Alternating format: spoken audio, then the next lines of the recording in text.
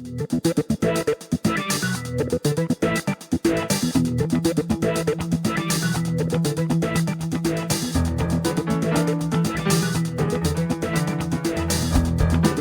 are listening to the SDSU podcast presented by the East Village Times with your hosts Andre Hagverdian and Paul Garrison. Welcome, listeners, back to another episode of the SDSU podcast. I'm your host, Andre Hagverdian. We'll be joined shortly by my co-host, Paul Garrison. Today's episode is 129, and we got a chance to interview the new defensive coordinator for San Diego State, Eric Schmidt. The interview was done during the first week or two of spring camp, so it is a few weeks old, but a lot of the questions related to his philosophy, his scheme, things like that. So it's still very relevant information to learn about Coach Schmidt and what he likes to do with his defense and kind of some of his biggest coaching influences that he had during either his playing days or his coaching days. After the interview, Paul and I will give our takeaways from our sit down with Coach Schmidt, and then we will recap the spring showcase weekend that San Diego State just held. Culminated in the spring game, or as they called it, the Aztec Fast Showcase. It also included a golf tournament on Friday and also an Aztec Link tailgate at the Dos Equis Club before the spring game. So a lot of good stuff there that we'll recap. First, let's get to the interview with Coach Schmidt. We want to welcome Eric Schmidt, San Diego State's defensive coordinator and linebackers coach, to the podcast. How are you doing today, Coach? I'm good, guys. How are you? Very well, thank you. Very well. This is your first year at San Diego State. Out of all the opportunities that you had, why did you want to partner with Coach Sean Lewis at San Diego State? Great story. I hadn't really talked to Sean much before being able to get on the phone with him during the hiring process, and just do all the research and vetting of people in the coaching world. Sometimes is a small world, and there's we had a lot of people that had crossed paths with each other throughout the years, and just everybody that had that had worked with them, just the type of quality person that he is. And I think really when you get to this part of my career off of it, it was, hey, you wanted to work with good people, right? Like people that you're going to not have to compromise who you are as a person, your morals, your beliefs, all those types of things. And everybody was, had nothing but good things to say about Coach Lou. And it's been that way since I got here. So just, having the opportunity to be able to get back to calling a defense again was something that was really important to me and something I really felt like I wanted to do. And then to do it with a guy like him, it made a lot of sense. Who are some of your coaching influences and what have you learned from them?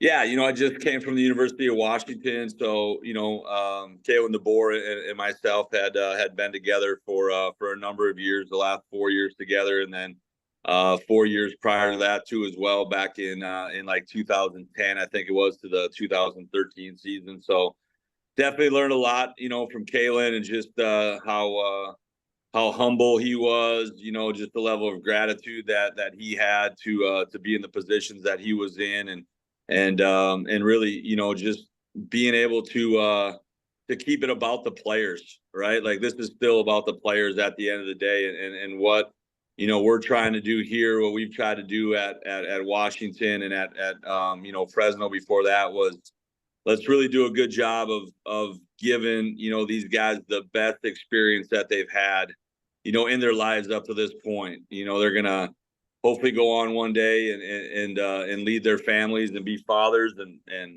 husbands and things like that. And those will be, even better days than they've had up to this point in their lives. But to be able to do that, I think is something that we really take a lot of pride in when we're pouring into these guys every day. And then before that, I was at the University of North Dakota with guys like Bubba Schweigert and Dale Lennon. And I just think those guys, I was with them as a player, and just the amount of belief and, taking guys like me to maybe a place I never thought I could get to, and just, instilling that confidence and belief those are the type of guys that, that I took a lot from, not only from the football, the scheme side of things, but also, just from a leadership and a culture standpoint too, as well. Now, Coach, you obviously are an expert on defense, and you could have chosen any defense in the world to run. Why is it the 4-2-5 is the one that you selected? Yeah, I just think a couple of things. One is just the flexibility of it. You can definitely, I think, match when you're in the world of college football today, and offenses the way they are. They want to try to, attack you vertically, attack you horizontally. You got to be able to have enough, athletes and speed on the field. So for us to be able to, be able to match what offenses are doing, not have to sub package, all the time off of it, and get different body types on the field, and really be able to live as much as we can out of one personnel grouping. I just feel like, this is the system for us to be able to do that. We can still be super multiple with our fronts and our coverages, and we have hybrid guys on the field yet. So at times I think we can, still get into, some 3-4 looks off of it, and some 4-3 looks and things like that, depending on, what coverage we're playing, and what the offense is doing formationally, and things like that. So, it's really hard nowadays. I just feel like to say, hey, we're going to be one thing and sit in that one front or that one coverage, and we're just better, than everybody else. Like, offensive football has really come a long ways here in the last 10 to 15 years. I mean, you see it all the time now with the 7-on-7s, and really the AAU tours that go on. Quarterbacks are better, receivers are better. Like, the passing game is years ahead now of where it was, even 10 to 15 years ago. So, for us to be able to get another, DB on the field, so to speak, but really that hybrid position. And then I think the other thing it allows us to do is really be able to recruit and have the ability to be able to play with really productive edge players and pass rushers and guys that can go get after the quarterback. Obviously the 3-3-5 has been an institution in San Diego State. A lot of success. You're the guy who's changing it. But you listen to, those coaches and why the 3-3-5 was good for them. At Syracuse, they obviously brought over some of the former staff. And when asked, like, at Syracuse, why is it they're going to the 3-3-5? They said that it's because they could not get talented enough interior linemen to play a 4-man front. Why is San Diego State going to be able to get and recruit those interior linemen in the Mountain West when Syracuse in the ACC felt like they couldn't? Yeah, great question. I just think, the biggest thing for us is being able, I think even at times, like, with even interior defensive linemen, but edge players too, as well, right? Being able to find the right edge guy that you feel like can go out there and you're not necessarily going to win by scheme all the time, right? Like, certain times it's going to be, hey, everybody in the stadium knows that, that those two edge players are coming. They know they're going to get blocked by the tackles, let's say, and can those guys go win one-on-ones?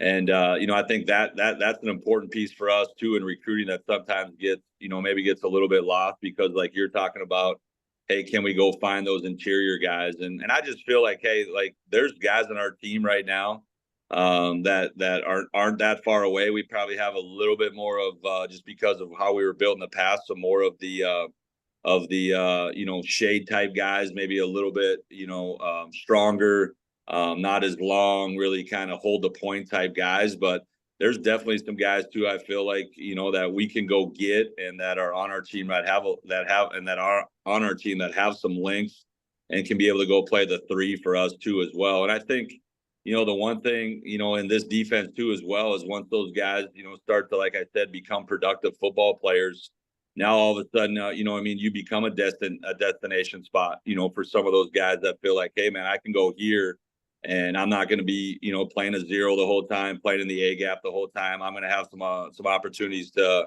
be able to go play a 3 technique, or even at times be able to go play a 5 technique, and be able to, to be productive in our defense. So, I think it's, down here at San Diego, there's so many things with, having the right resources and the machinery in place. I mean, we got a beautiful campus. We have a a world-class city 15 minutes away from here. Like, we have a lot to sell. And I definitely feel like we can find those types of guys that can come in here and, and be difference makers for us.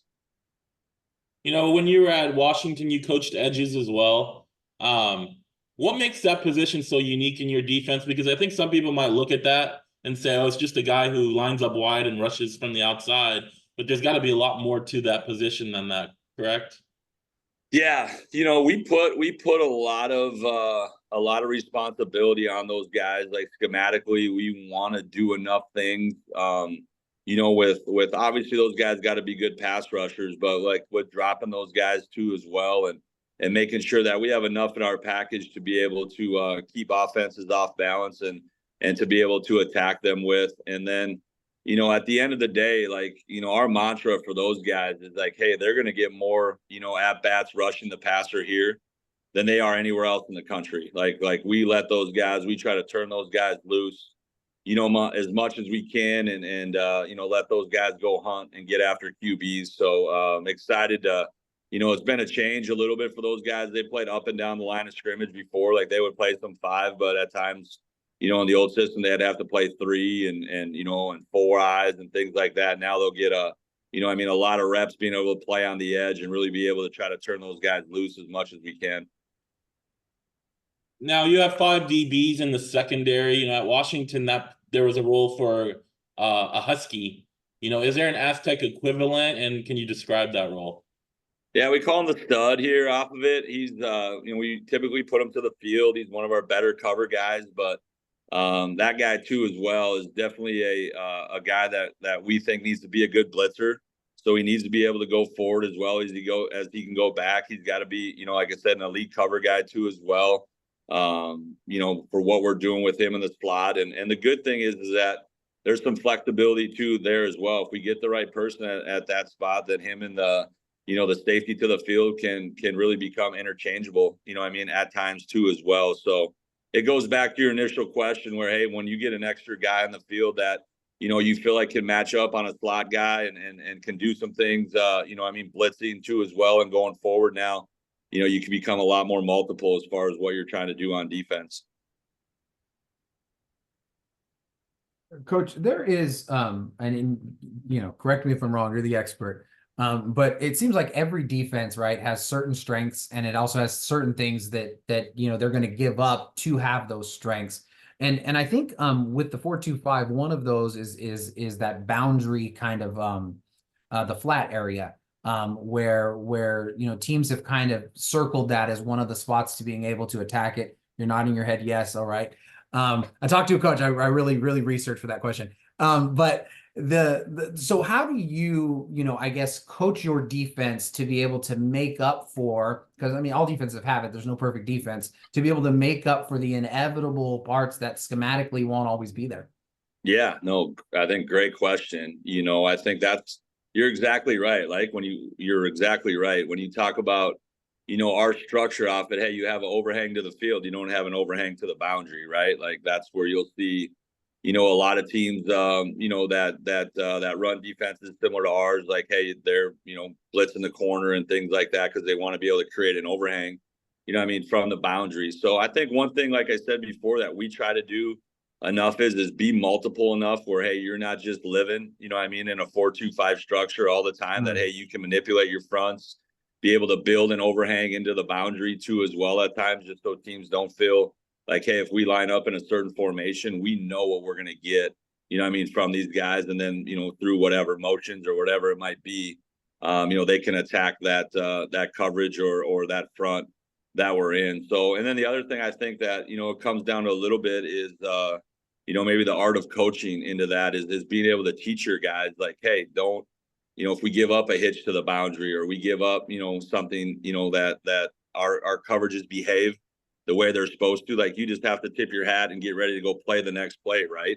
And move on from there. And we don't want to try to, not, like you said, not one, call or one defense, is designed to be able to defend every single thing. Like, there's certain things that you feel like, hey, you're willing to give up that they're not going to beat you at the end of the day. And then, I think the other part of that is, and this happens a lot too as well, is, you really work hard at, some of the things that are going to stress you on the defensive side.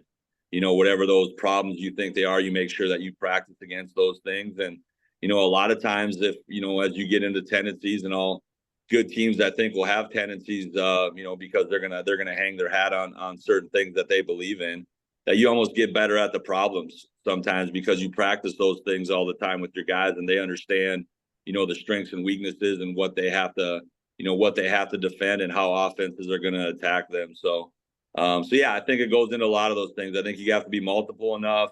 I think you got to be able to, create some different pitchers, for offenses and quarterbacks, and really make quarterbacks play quarterback, after the ball snaps, and try to, take them off their first look. That's things that we talk about, like I said, with our front guys, that you're going to get, more at bats rushing the passer there than you are anywhere else in the country. Well, our mantra in the back row is like, hey, let's make sure we make that guy have to go to a second look, right? Like, let's take him off his initial read as much as we can, because, I've sat in those rooms and talked to those guys, and all of a sudden, hey, I'm going, here to here to here. Well, you get to that third here, and there's guys breathing down your neck, and it just doesn't work that way, at the end of the day. So yeah, I think, definitely, we've played enough teams and had enough, experience in this structure to understand, where the strengths and weaknesses at, and that's that's our job, to make sure we do a good job of coaching our guys and being multiple enough to be able to use that to our advantage too as well. Coach, we are out of time, unfortunately. I literally would love to talk ball with you for a couple hours, man. That was so great. Thank you so much for, jumping on here, man, and congratulations on being in San Diego and all it's going for you. Yeah, appreciate you guys, man. You guys have a great day. Thanks, Coach.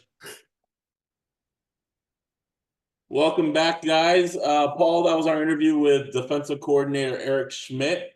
He is once again a defensive coordinator after spending, I think, 6 years at North Dakota calling a defense before he made some moves on the position coach up the ranks to the FBS level anyway.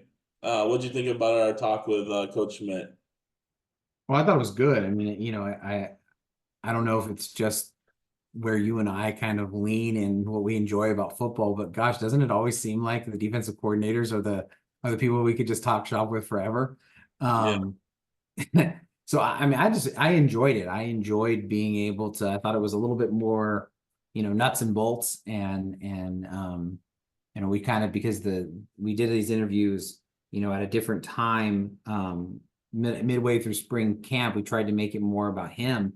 But I thought it was great. I mean, I thought that, as I said, I think that the 4-2-5 offers a lot in terms of like modern football and the way that defenses are attacking it.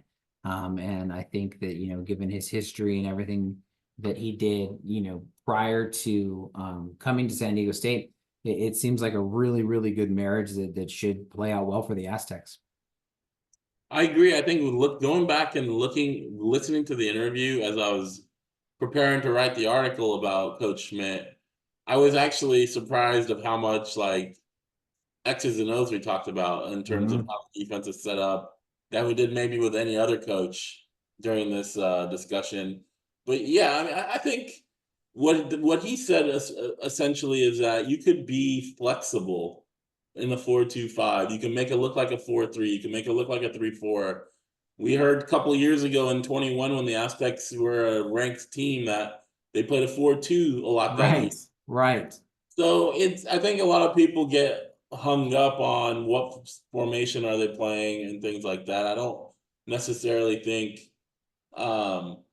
it's that much of a big deal, as opposed to what the play calls are going to be. What are you going to do? Are you going to blitz? Are you going to run zone? Are you going to run man?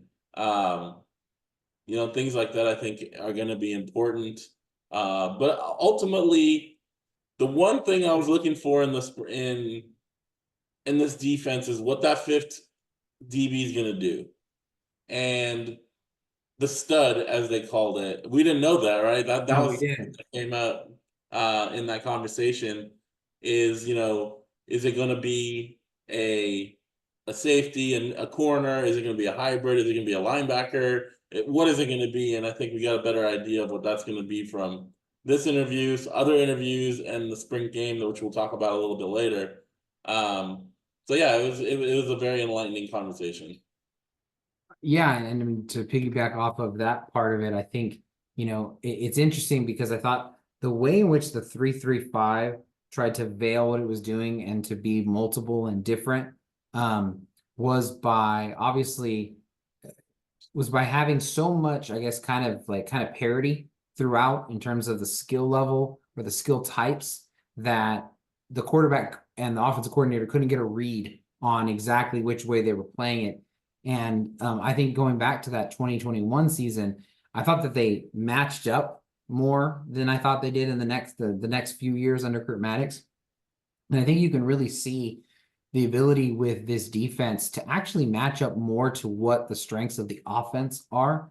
Whether I think that you could play somebody at that stud position who is bigger if the team that they're going against is going to be using a bunch of tight ends, is going to try to pound the rock and those kinds of things. The flip side of it is, I'd be really interested to see how they're going to handle, 3rd and 15. And we're recording this after the spring game, which we'll talk about here in a second. But one of the things that they did is they had Tavion Beasley playing that stud position, and he's a corner, and he would be like a very, very traditional nickel. And so it'd be interesting. I'd be really interested to see how they move around personnel based off of like what they're seeing down in distance, how much they're going to be subbing, because obviously against SDSU's offense, they don't get to sub at all. And so you just kind of got to let it go. But they're going to be able to match up a little bit more. And so I thought that was really interesting, how they should have that ability to be more flexible that way. And there's still a long time to be able to go between now and the start of fall camp. But I still think that that's one of the more interesting parts of, the whole conversation with Coach Schmidt, like you mentioned. And then, I think that his relationship with Sean Lewis and how, they had common people who then, they were able to kind of reference each other with, and that formed that commonality. But again, it's kind of that broken record of them all saying, yeah, he's a great coach, but you know what? Sean Lewis is also a really good guy. And he's at the time in his career where it's like, that's what's important to him, is being able to enjoy what he's doing. But I just thought it was a good interview, and I think it was a great insight into SDSU's defensive coordinator. One word that kept coming up in his answers was recruiting. I think his system, he talked about how having success on the field, having edge rushers that can pin back and rush and get after the quarterback, having a 3 technique or a 5 technique defensive tackle who isn't just going to be a nose tackle lining up over center. Having those kind of get positions and seeing success is going to help them in recruiting and bringing people in, next year and beyond, that they may not have on the roster, or they may not have had over the last couple of years in a 3-3-5, where they ask different things from their guys up front, per se. And then I think the last thing I wanted to mention is, the question you asked at the end, I did not get a chance to put this in my article, but it was really about the weakness of a 4-2-5 defense, or a weakness of, that field and boundary kind of designation. And I loved his answer about sometimes you're going to give up certain plays. Defense is going to be able to stop everything. And it's him as a coach to explain to his players that, hey, if this guy catches a 7-yard pitch route in this area, that's okay. We're not going to lose the game by giving up this, because we've got everything else covered, or we've got a plan for everything else. And I think that was a really good answer from a coach, that he's got to tell his players that's okay, and to understand that. And that's a tough thing to do for either a coach or a player, to realize, okay, I just gave up an 8-yard reception, or they got the first down here on a 3rd and 5. Whereas on the grand scheme of things, it might not be that bad of a thing. So I thought it was a great question, and I thought it was a great answer. Shout out to my boy Jeff, who helped me to craft that question. But I I really did want to ask that question because I thought that, as you said, there's always going to be a weakness in whatever they do. And in their 4-2-5, because the two edge guys stand up, they have the ability to drop them very easily to, kind of zone blitz, that different options to keep their designs hidden from the defense and to be variable that way. But inevitably, you're going to find things in every defense that doesn't work well, or that, I shouldn't say that basically that play is not what they're anticipating the offense doing, is probably the best way to put it. And, I think some of the values and the heritage of San Diego State, running to the football, kind of reclaiming that tackling that used to be something they were known for, can separate all of those. But I agree. I thought his answer was really, really good.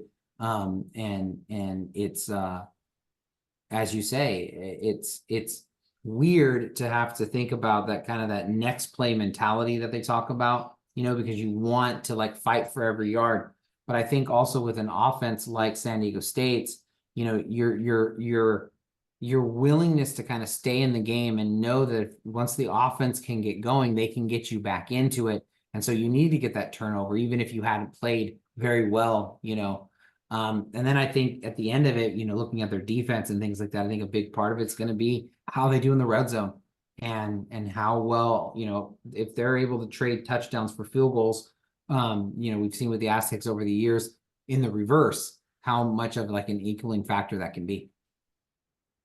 Turnovers as well. Like, I feel like they might have had 8 or 9 interceptions in the first, 5 games of the season last year. I think Cedarius Barfield led the country, or was tied with 3 early, but they did not get many turnovers over the last half of the season. So that's an emphasis as well, or it has to be an emphasis. Moving on to the spring game, or should we call it the Aztec Fast Showcase, as it was dubbed, on Saturday at Snapdragon Stadium. The first maybe 20, 30 minutes was a little bit more position stuff, like a normal practice was, but then they put the ball down, as Sean Lewis said, and played some scrimmage. You wrote an article about, who you thought was the most impressive, or the people that helped themselves the most. But what was your overall impression of what the showcase was and did for San Diego State? One of my funnest, I think, parts of spring the last decade has always been the pictures of the winning team for Rocky Long or Beatty Hoke, who got steak, and then the losing team that got the hot dogs, got the weenies. And I don't know why, but that just made me laugh every single time. And I remember Brady wanting to make sure he understood these are nice hot dogs. It's not like, these are premium hot dogs for his guys, but they're not steak. But as much as, I miss being able to see those banquets and all of the things with that, I do think that this is a much smarter way to be able to, kind of prepare your team than to do a scrimmage where you have a bunch of people who don't typically play together, and then you try to pretend that there's some sort of competition that's going on. But my overall takeaway is it seems like if you're implementing new systems, and obviously we did not get to see special teams very much other than just kicking the ball for field goals, like you could tell that no matter what team was out there on defense, they had a clue. And no matter what team was out there on offense, they had a clue. And that was the question, was like, how much were they going to be able to like run the schemes that were there?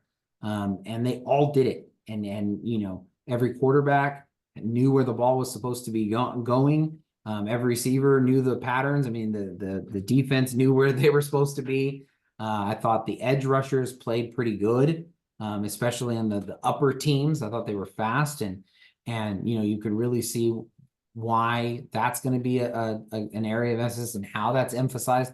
So I just thought overall, I was expecting there to be a few more hiccups. I was expecting there to be a few more just like, I don't know, where not, I don't know that practice would have to stop, but just that you were just, it just didn't work. and I just didn't think there was a lot of that. And so I thought that, you could really see that the coaching staff had done their job. I think it was smart how they designed spring with a spring break in between. I think, again, that's going to be like their season with as many buys as they have. So they're also getting to simulate that. But I think it did the job of teaching what they wanted to have done. And they looked like, and it sounded like, and it felt like, as you were watching it, that real football was going on. And yeah, it was situational, but I mean, all that really meant was that instead of starting on the 25 on, away from the touchdown, they started on the 35 going in. You know what I mean? That was really the only difference. And they just played live. And so obviously there's a ton to get better at. There's a ton to that they did well. But it was real football. And for all of the, you think back 2 years ago when they just had all kinds of procedure penalties and they never figured out how not, that was the issue with it. It was just, there was so much where it didn't seem like they were coached well, I guess, or whatever the right phrase is. And at least for that first test, I thought Sean Lewis and his staff, they look like a real Division I college football team that could make some noise here in the fall. One turnover. I think that's key as well, in addition to the lack of penalties, because we've seen these spring games, we've seen scrimmages that at the practice field in past years, and there's just turnovers galore, interceptions. Even I think the first practice of spring during the scrimmage part at the end, there were at least 4 or 5 interceptions thrown. I think 5 in a shorter period of time than the showcase. So I think that's definitely an improvement. Jackson Berman, his interception was noteworthy just because it was such a great play. I don't remember who the wide receiver was that he took it away from, but it might have been Gabe Garrettson, right? It was Exactly. kind of, yep. Right, yeah. Don got a great shot. Got a great shot of that, yeah. But yeah, the fact that how it was clean, I think, was the biggest takeaway from me. The quarterback battles, you can look at the unofficial stats and say, well, AJ Duffy had the best and Javance because they threw touchdowns.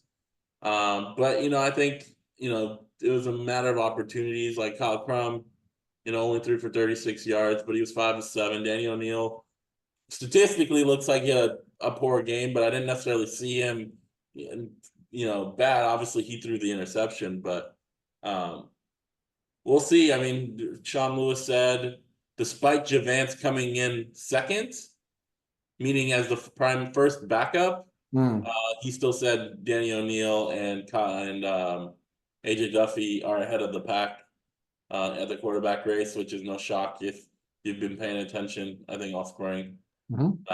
And that'll continue. I think he was asked if they would go into the portal for a quarterback afterwards. He didn't necessarily say no, but he said, I think one of these 4 guys will be the guy. So you can take that for how you want to take it, but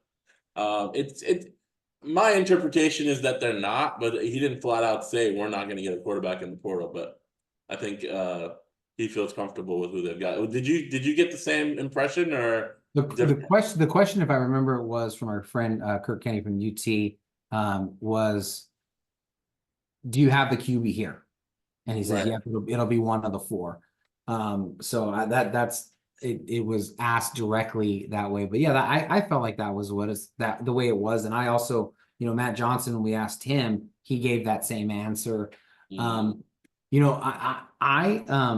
as far as the QBs are concerned, I think that the thing that has been talked about over and over with Javance Johnson is that processing, is being able to figure out exactly what he's supposed to do in the offense and then to get the ball there.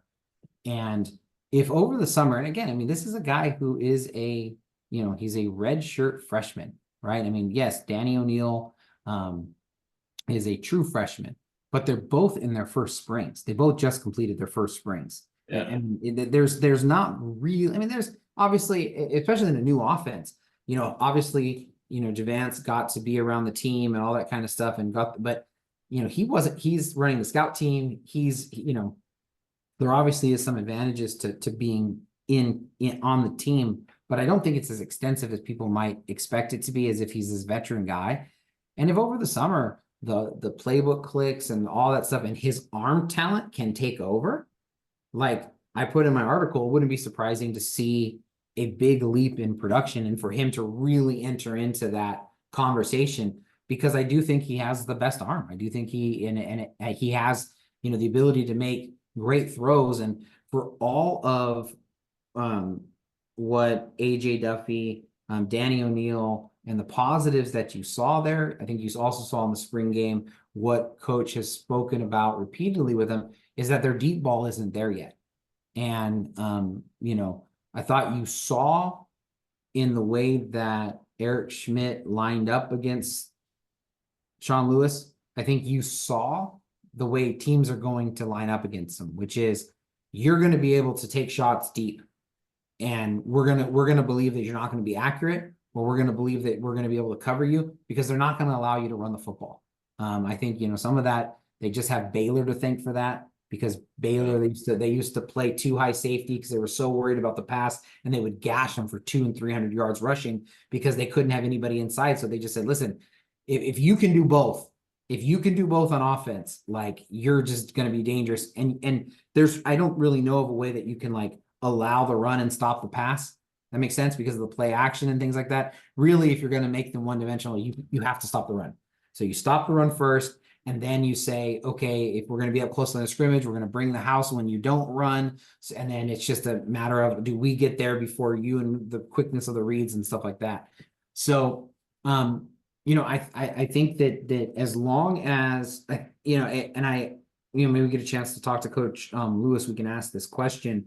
But it sounded like to me, like there's always two ways when, he said at the very beginning that he wanted to name a QB to be the starter by the end of spring. Well, here at the end of spring, and he didn't. And there's two ways that those can always go.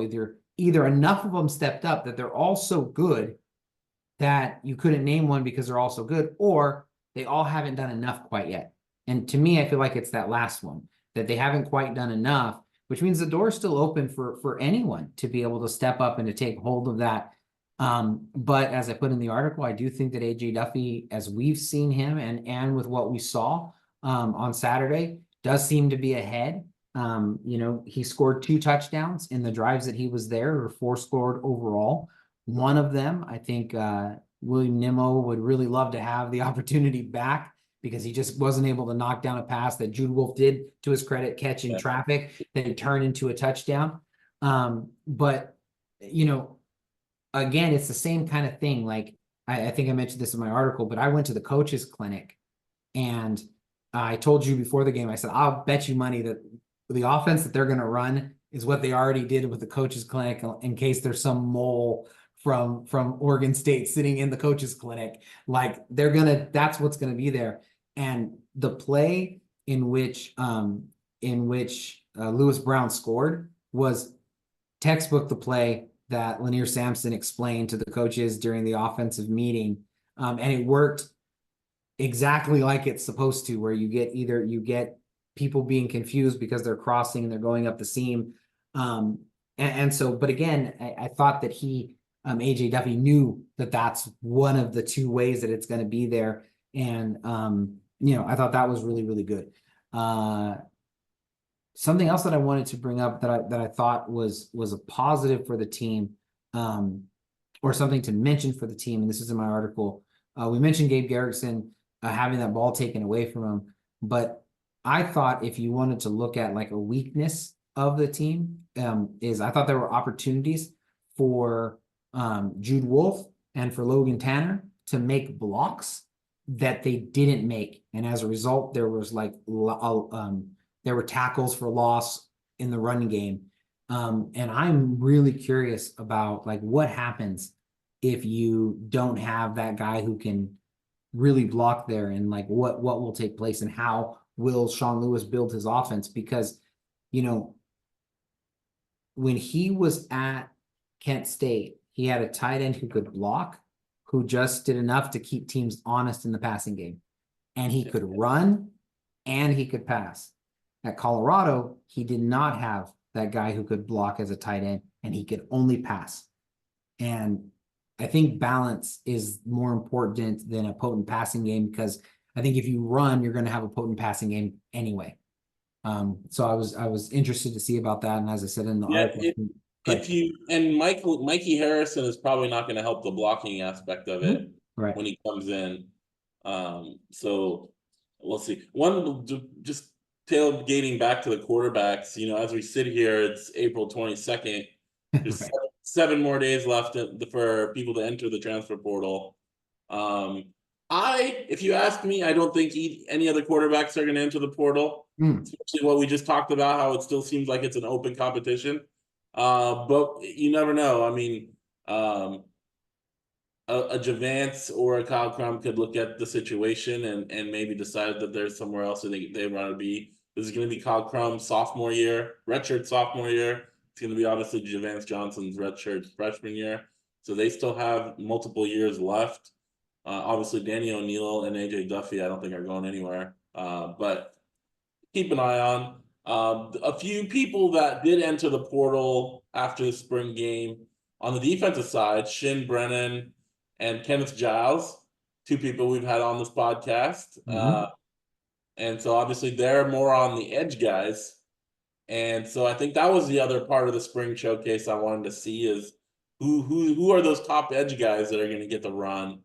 And I think part of the reason why those 2 probably decided to move on and find playing time elsewhere is because they weren't really necessarily in those main primary guys.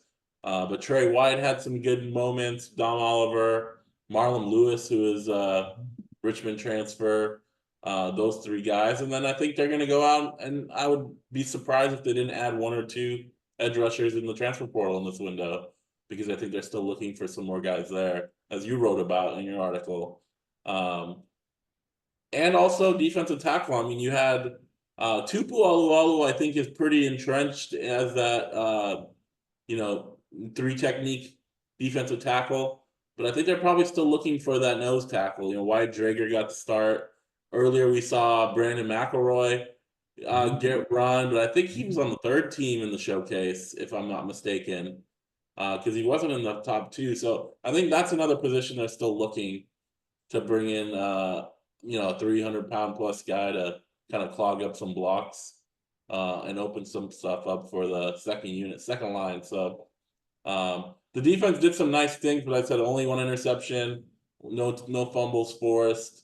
They did give up 5 touchdowns. 5 touchdowns or 4 touchdowns? I remember 4. 4, yeah. But overall, you would think it was a successful Saturday afternoon at Snapdragon. And I think fans should walk away happy about what they saw, excited, but obviously still looking to see how the team can improve by the time it gets to August 31st. Well said. And I think the thing that most impressed about the defense for me is that with the exception of that nose tackle, I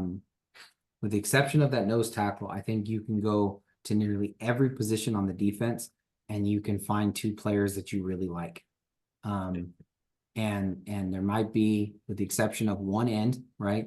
Like I think they still need 1 end, although Coach Lewis after said 4 to 6, right? So that they'll take 6 if they can get it.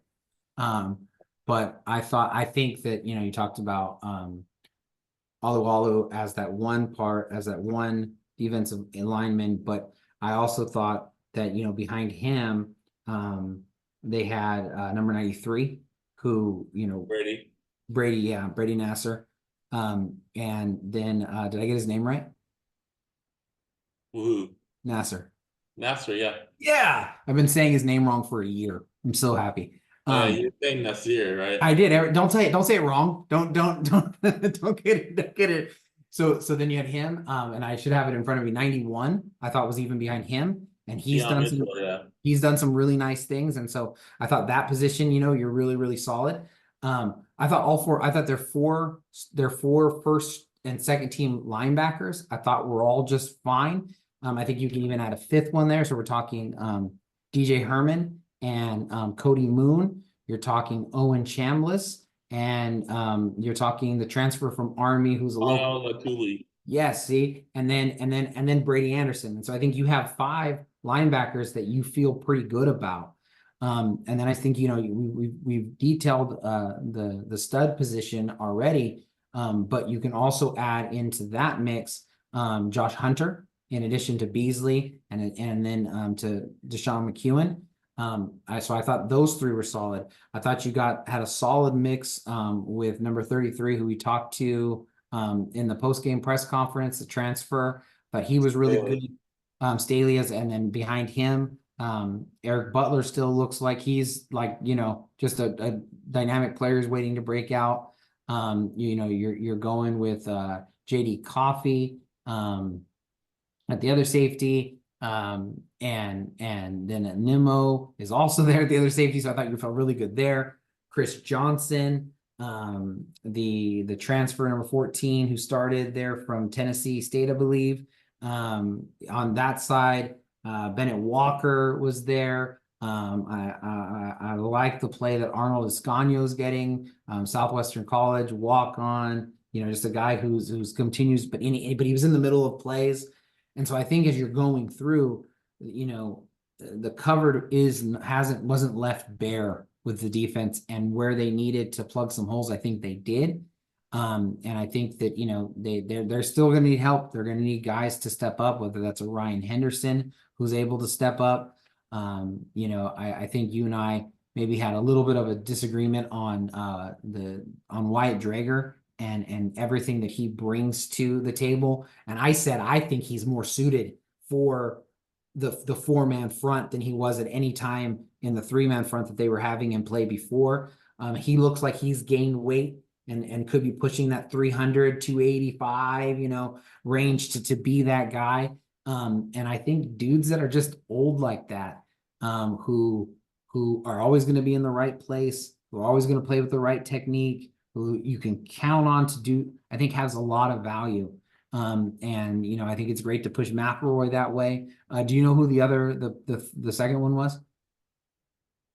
From Second, I should have my notes. I don't remember. Okay. It was hard. It was hard to tell with the sun and Yeah. the view from the press box early on. I know Keon Mitchell was in there. Okay. But I don't know if he was playing. I don't think he was playing nose. Yeah. So anyway, the point is just, I think there's a lot. I think if you can go and you can pretty much get a solid 2 deep at most positions, with again those couple of line positions being the exception, I think you got to feel pretty good, especially because those guys are going to be the bulk of your special teams, and so like they're all going to be in the mix of that. You know, and I mean, gosh, I didn't even talk about Devon Celestine. I mean, there's another one that just, again, that's a ball player, and there's so much there that, again, that's going to translate to the special teams, is going to translate, I think, to making this a winning team. And, you know, as I tried I said explicitly in my article, you know, Kent State, you had great offenses, bad defense.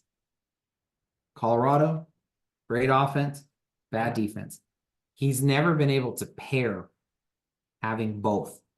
And if they have figured out with all of those guys that we named, whether that's rotating guys through, whether that competition means that they're going to rise to it, but if they're able to, man, and actually have the Aztec defense that's, you know, even close to what has been the reputation here, plus the offense, you know, that 7.5, I think one Vegas thing already has them at, you know, you might really be considering the over for that. Yeah, it's a tough schedule, but it's not a daunting schedule. Like, I think last year playing UCLA, playing Oregon State at Oregon State, I think the schedule is a bit harder because now you get Oregon State, Washington State at home. I don't think those teams are going to be. Oregon State's not going to be as good because they lost their All-American running back. They lost their coach. QB. QB, yeah. So I think it's a tough schedule on paper, but it's not daunting. And if the team can show up and play early, they'll just be fine. One thing to mention as well, in addition to the showcase, was the Aztec Link golf tournament on Friday. I was fortunate enough to get a generous invite to play golf on Friday, so it was And you hired ringers? Did I understand that right? For a couple holes? just for 2 holes. Yeah, you could Tell me donate. about that. Tell me about that. I thought that was interesting. So it's a shotgun tournament, right? And for people who aren't familiar with that, yeah, like you play as a foursome, so it's myself and 3 other people, and we play 18 holes, but we're a team. So we each drive, we each hit a ball off the tee, and whoever has the best ball, all 4 of us will then hit our second shot from that exact same spot. Got it. And then again, so the second shot we all hit from the same spot, and whoever has the best shot or where the best ball is, we all hit our third shots from there. And obviously, hopefully you're on the green and putting and you're doing the same by then. And then, we get one score for our team, and then you play against the other 35 foursomes. So that's the shotgun style. So on 2 of the holes, if you donated money, if you got to the hole and you donated money to Aztec Link, you would get a member of the SDSU golf team to basically play the hole for you, or at least putt for you, chip for you, or drive for you. So one of the holes, it was a par 3, and one of the members of the women's golf team could drive for you and chip for you and putt for you. We basically got a birdie on that hole. How many birdies did you have total? 4, I want to say. 3 or 4. Money well spent. 25% of your birdies? Yeah. And then another hole, which was one of the longest holes of the course, you had 2 guys from the men's golf team who would hit the drive for you. And I mean, the first one was really good, but the second guy, his drive was one of the best shots I've ever seen, like up close and personal. Like it was over 300 yards. It was ridiculous. That cost $100? That was $50. $50. Right? But they both took a shot for you. They both got, yeah, and we got to play. Now, did you try to like slide them an extra 50 so they would do the drive and the chip? No. But what was funny was he was like, I'm gonna set you up for eagle because it was a par 5. From that second shot, if we hit it on the green and we putted in 3, we would have gotten an eagle, right? But we did not get an eagle on that hole. That's pretty awesome. Now I will say that I had the pleasure of watching Tiger Woods and John Daly tee off in my life, but man, I would love to have seen that, man. The moment of the tournament for me, my personal moment, I don't remember which hole it was. It was early. It was like in the front 9. We're about a little bit off the green, but we're in the fairway where you could still putt from there. It's flat enough where you could still putt. So I'm smoking a cigar. I have a cigar in my mouth, and I putt it up the hill onto the green, and it goes in for a birdie. Oh, awesome. We cheer. The best part is the Aztec Link videographer was on the other side of the green and took video of that. Oh, dope. Okay, is it out? No. So I saw him at the showcase. I said, "Hey, how did my birdie look?" He's like, "I haven't edited it yet, but it'll come out." I was like, "It'll come out through Aztec Link." So I need to make some text to some Aztec Link folks I know to make sure I can get a copy of that video because it was pretty sick. Absolutely. What foursome wound up winning? Remember? It was some former football players. They announced it at some point, but it was in the middle of dinner, so I didn't necessarily get everybody's names, but it was probably people that were on the football team like 10, 15 years ago. Got it. Very cool. Yeah, it was a great event. Obviously, proceeds. The silent auction was really cool. If any of you listeners bid on that and won it, there's some great prizes there. But yeah, all in all, it was a great event, and it was great for it to be part of the spring game weekend because it lets a lot of people come to both, right? Out of towners, football alumni that don't live in San Diego can kind of come out and hit, two birds in one stone. So it was a great event, and definitely looking forward to next year. Absolutely. And I thought that, the Aztec Link also had an event at the Dos Equis Club at the showcase for their subscribers. And again, it's the same. It's what everything is about. It's basically trying to figure out a San Diego State way to get stuff done. I mean, that's just kind of it. And a lot of volunteers, putting in a lot of hard work to try to let San Diego State be competitive is the right word, but just have NIL be meaningful from a collective perspective and being able to connect them to business owners and stuff like that.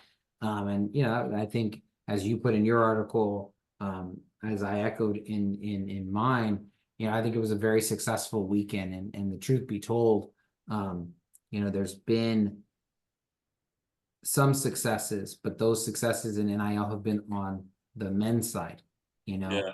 But even there, with Micah Parrish going to Ohio State and stuff like that, it hasn't been a sunny topic around San Diego State. But again, you have seen progress on the men's basketball side, and to get a few moments in the sun for the football side of it, and to say like this is possible too over here, and the excitement that's surrounding Sean Lewis and everything that's going on. If they start winning and continuing to build what it is that they are starting and have been starting now for a while, it can only be positive. And I think overall, when you're looking at San Diego State, I think that there's the rich class, right, that San Diego State's not going to be a part of. That's going to be the SEC. That's going to be the Big 10. Then there's going to be that middle class, and there might be a few teams that are part of the ACC, a few teams that are part of the Big 12 that are part of that rich class. But then there's also going to be amongst that group, even though they get more finances, that lower middle class at San Diego State, because of Snapdragon Stadium. They just announced the partnership with Alaska Airlines, the tenants that are at Snapdragon, the eyeballs, whether it's the Wave, etc., all the different soccer things that have been a part of that stadium already and will continue to be so. Like San Diego State can get into that lower middle class, and they can compete, I think, with those, even if they don't have the same television deal. And having Aztec Link be at that level, it's huge. Like, you can't have revenue that equals kind of that middle class, but then your NIL lags behind a whole bunch. And they have to be in complement with each other. And I think that they had a great weekend towards that. Yeah, well said. That's going to do it for us. Hopefully you guys enjoyed the interview with defensive coordinator Eric Schmidt, our recap of the spring weekend, per se. It was a great time. And as always, we appreciate you guys listening, liking, sharing, subscribing, following, and we will talk to you guys next time.